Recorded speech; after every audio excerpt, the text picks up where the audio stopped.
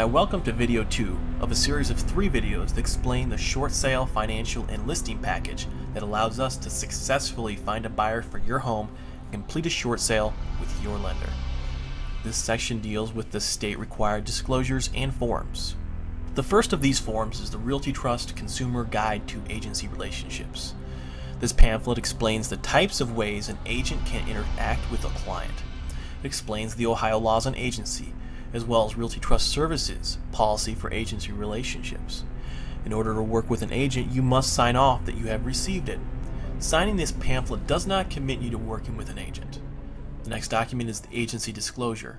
This form protects both the buyer and the seller by disclosing the types of relationships your agent has with the seller and/or buyer. Signing this form just indicates the acceptance of the disclosed information and does not represent a commitment to work with an agent or firm. This form must be signed by both the selling party when applicable and the buying party involved in a transaction. The lead-based paint disclosure form.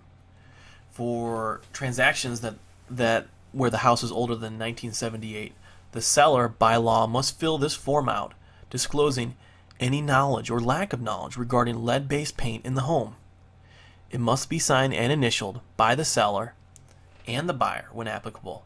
Most sellers end up initialing section A, II, that the seller has no knowledge, and section B, II, which says the seller has no reports of lead-based paint. The next document is the Residential Property Disclosure Form. By law, you must disclose, to the best of your knowledge, every single problem in the house, or a lack of problem, or a possible problem with the home even.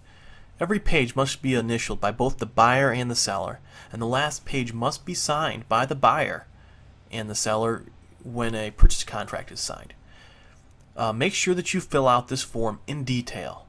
This form is for your protection. Fill it out to your best knowledge, disclosing everything that might even be a problem. You don't want to take any chance of liability at all, especially if you're short selling your home and you aren't getting any money out of it anyways. If your property is a rental or you haven't been in it for a long time, you should write at the top of the first page something like the following. The sellers have not lived in the property for 2 years. Seller does not have a full understanding of the current condition, or something similar to that. Seller has not lived in it for X amount of time. Thanks for watching this video about the short sale financial and listing package. The third video will go into detail over the short sale listing agreement.